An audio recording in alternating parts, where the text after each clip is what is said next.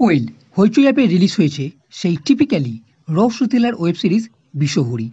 আর এইবারের ওয়েব সিরিজে আমরা দেখতে পাবো মা মনসার অভিশাপে একটি অভিজাত বাড়ির লোকেদের উপর কিভাবে বিপদ নিয়ে আসছে।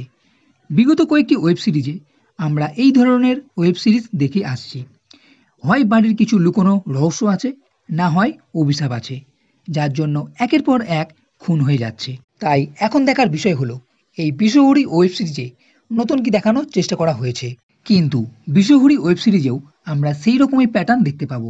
মা মনসার অভিশাপে কালনাগিনী সাপের কামড়ে মৃত্যু। তো প্রথম থেকেই এই সিরিজটাই একটা জমাট ভাব নিশ্চয়ই দেখতে পাওয়া গেছে। প্রথম এপিসোডে তেমন কিছু না হলেও পরে সবগুলো এপিসোডেই একটা রহস্য ভাব, থ্রিল ভাব জাগানোর চেষ্টা করা হয়েছে। কিন্তু আগে বলার জন্য এই সিরিজের কিছুটা কাহিনী জানা দরকার। একটি বাড়ি আছে যেখানে মা মনসার পুজো হয়। এই বাড়িতে 200 বছর আগে একটি ঘরে সাপের কামড়ে ফুলশয্যার দিন স্বামীটির মৃত্যু হয়। তারপর থেকে ওই কামরাটি বন্ধ থাকে। বর্তমানে রাজনন্দিনী নতুন বিয়ে হয়ে এই বাড়িতে এসেছে, কিন্তু এই বাড়ির কিছু সদস্য এই বাড়িটি বিক্রি করতে চায়, কিন্তু মেজো ছেলে চায় না এই বাড়িটি বিক্রি হোক। কিন্তু যে প্রমোটার ছিল সে এই বাড়ির বাস্তু সাপকে মেরে ফেলে, আর এরপর থেকে শুরু হয় সাপের কামড়ে মৃত্যু। প্রথমে পুরোহিত মশাই, এমনকি যে বাড়িটি বিক্রি করতে চেয়েছিল, মা মনসাকে দেখে ও তাদের গাড়ি অ্যাক্সিডেন্ট করে। এর আগে কি হবে?